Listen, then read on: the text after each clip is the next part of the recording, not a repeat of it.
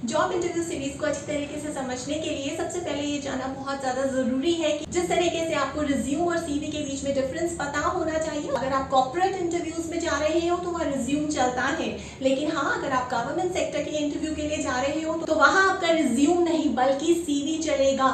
Resume और CV का जो मेन डिफरेंस है वो ये है कि जो रिज्यूम है वो आपके जॉब डिस्क्रिप्शन के हिसाब से जो भी जिस भी पोजीशन के लिए आप जा रहे हो उसके लिए अप्लाई कर रहे हो वो बहुत ज्यादा कस्टमाइज होता है उस पोजीशन के हिसाब से।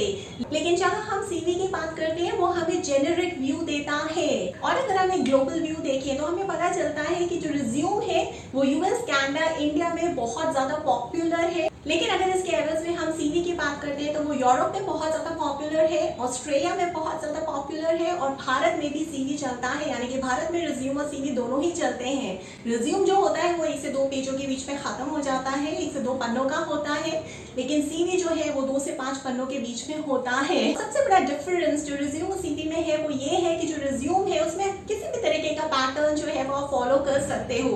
पैटर्न से मेरा मतलब है कि क्या आप उसे क्रोनोलॉजिकल बनाना चाहते हो, या फिर आप उसे फंक्शनल रिज्यूम बनाना चाहते हो, या फिर आप उसे एक हाइब्रिड रिज्यूम बनाना चाहते हो, या फिर आप उसे एक ऑनलाइन और इंटरैक्टिव रिज्यूम बनाना चाहते हो। ये 4 तरीके के रिज्यूम होते हैं। ये जो 4 तरीके के अलग अलग रिज्यूम की कैटेगरीज है। क्रोनोलॉजिकल रिज्यूम जो है सेम इंडस्ट्री में चलता है, यानी कि आप एक कंपनी को छोड़ के दूसरी कंपनी में जा रहे हो लेकिन वो इंडस्ट्री सेम है। और क्रोनोलॉजिकल रिज्यूम में आप अपना प्रोफेशनल और एकेडमिक जो है वो सारा का सारा बताते हो। फंक्शनल रिज्यूम किस तरीके की पोस्ट के लिए एप्लीकेबल है?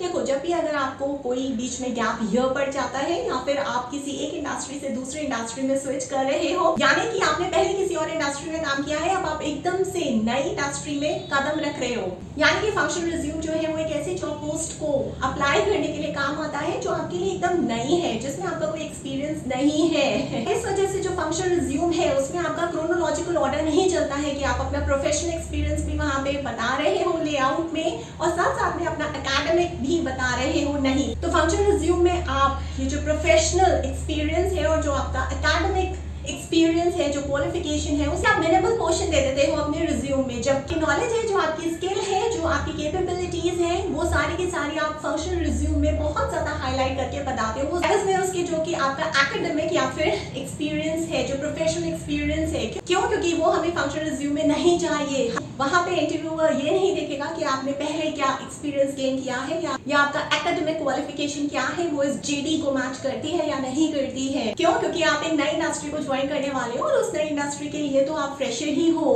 तो आपको ये देखना है कि किस तरह की इंडस्ट्री में आप काम कर रहे हो। क्या आप फ्रेशर हो उस इंडस्ट्री के लिए, या आपका पिछला वर्क एक्स है, आप सेम ही इंडस्ट्री में स्विच कर रहे हो?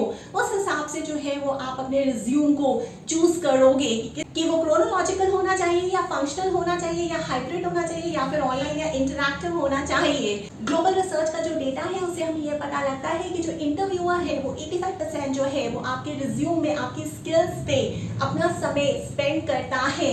यानी कि स्किल्स में जो आप रिज्यूम में लिख रहे हो या सीवी में लिख रहे हो उसमें कुछ ऐसे कीवर्ड्स डालने हैं जो जेडी से एकदम मिलते जुलते हो, यानी कि आपका जो रिज्यूम और सीवी है वो मिरर इमेज होनी चाहिए जेडी की, तभी आपका रिज्यूम या सीवी फिल्टर होगा और आपको इंटरव्यू का कॉल आएगा। एक और ग्लोबल रिसर्च का जो डेटा है वो ये बताता है कि 99% जो बड़ी कंपनियां हैं वो एप्लीकेंट ट्रैकिंग सिस्टम, जिसे हम एटीएस बोलते हैं, उसका इस्तेमाल करती हैं। सॉफ्टवेयर से आपका रिज्यूम या सीवी जो है वो फिल्टर किया जाता है, वो आपका रिज्यूम या सीवी को रैंक कर देता है, और रैंकिंग इस हिसाब से होती है जितना ज्यादा आपका रिज्यूम या सीवी मैच करेगा आपके जेडी से, जो जॉब पोस्ट में जॉब डिस्क्रिप्शन है उससे, जितना ज्यादा आप इस चीज को करोगे मैच, उतना ही ज्यादा आप एक प्रोबेबल कैंडिडेट हो जाते हो सिलेक्शन के लिए, कि आपका सीवी और रिज्यूम पक्के से गारंटीड है कि फिल्टर हो जाएगा।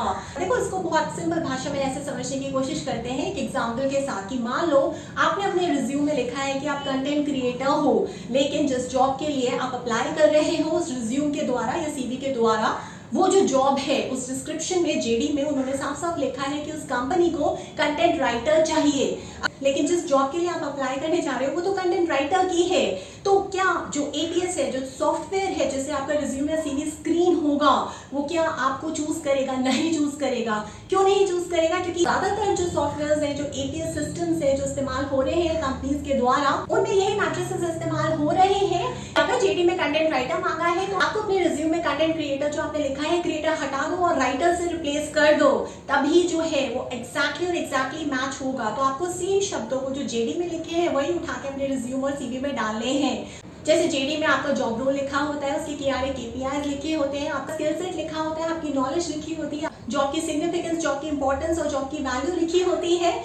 इन सारे टॉपिक्स के नीचे जो जो डिस्क्रिप्शन लिखा हुआ है, जैसे जैसे शब्द इस्तेमाल किए गए हैं जेडी में, उस जॉब पोस्ट में, एडवर्ट में, वो सारे के सारे शब्द ऐसे के ऐसे ही उठा के अपने रिज्यूम या सीवी में डाल लो। जितने ज्यादा सिमिलर शब्द आप डालोगे उतना ज्यादा आपकी प्रोबेबिलिटी बढ़ जाएगी आपके रिज्यूम या सीवी के सिलेक्ट होने की और आपको इंटरव्यू का कॉल आने की। और हाँ, जो चीजें आपको नहीं करनी है रिज्यूम या सीवी में वो ये है कि अब्रिविएशंस का इस्तेमाल मत करो, प्लूरल शब्दों का इस्तेमाल मत करो और सिनोनिम्स का भी इस्तेमाल मत करो, क्योंकि जितने भी एप्लीकेंट ट्रैकिंग सिस्टम्स हैं जो बड़ी बड़ी कंपनियों में इस्तेमाल हो रहे हैं, जितने भी सॉफ्टवेयर हैं जिनसे आपका रिज्यूम या सीवी स्क्रीन आउट किया जाता है, उन सारे सॉफ्टवेयर में तो उसमें जो मेजॉरिटी है वो उस रिसर्च डेटा से ये बताती है कि इन सॉफ्टवेयर्स में वो एफिशिएंसी नहीं है कि वो सिनोनिम्स को कैच करें, वो प्लूरल शब्दों को कैच करें या फिर वो अब्रिविएशंस को कैच करें। तो ये तीनों चीजें आपको अपने रिज्यूम या सीवी में इस्तेमाल नहीं करनी है। आपका रिज्यूम या सीवी तभी आगे जाके फिल्टर होगा और आपका इंटरव्यू का कॉल आएगा अगर आपका रिज्यूम या सीवी एग्जैक्ट फोटो कॉपी है उस पोस्ट के जॉब डिस्क्रिप्शन की। थोड़ी सी भी ट्वीकिंग यहाँ नहीं चलेगी। एग्जाम्पल मैं आपको देना चाहूंगी, जैसे मान लो कि आप एक ऐसी जॉब पोस्ट के लिए अप्लाई कर रहे हो जहाँ पे प्रोजेक्ट मैनेजर चाहिए और जेडी में भी प्रोजेक्ट मैनेजर बहुत जगह पे मेंशन किया गया है अलग अलग टॉपिक्स में, और आपने क्या किया, आपने अपने रिज्यूम या सीवी में प्रोजेक्ट मैनेजर की जगह प्रोजेक्ट मैनेजमेंट कर दिया और आप एक्सपेक्ट कर रहे हो कि मैनेजमेंट थोड़ा सा ही तो हमने ट्वीकिंग किया है, मैनेजर की जगह मैनेजमेंट लिख दिया तो कोई प्रॉब्लम नहीं है, हमारा जो रिज्यूम है या सीवी है वो फिल्टर हो जाएगा सॉफ्टवेयर के थ्रू, एटीएस के थ्रू नहीं होगा। तो एग्जैक्टली आपको वही शब्द रखने हैं जो जेडी में लिखे हैं उस जॉब पोस्ट के एडवर्ट के जेडी में। तो अगर आप चाहते हो कि हर इंटरव्यू कॉल आपको आए तो आपको अपने रिज्यूम और सीवी को इस तरीके से कस्टमाइज करना पड़ेगा बार बार।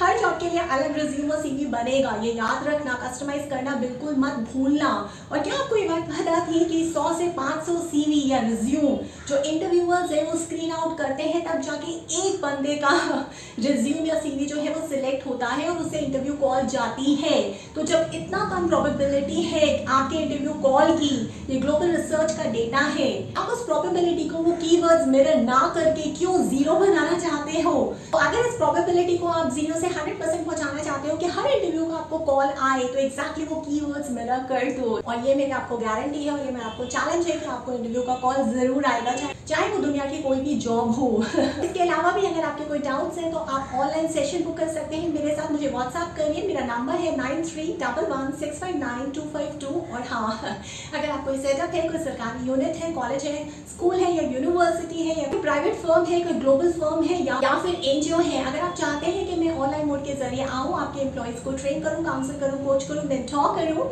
चाहे वो इंटर्न्स है, मैनेजर्स है, सीनियर मैनेजर्स है, CXO लेवल के एम्प्लॉइज है या CEO या फाउंडर्स हैं, तो आइए आप मुझे प्रपोजल भेज सकते हैं। मेरा ईमेल एड्रेस है verma.roli@gmail.com।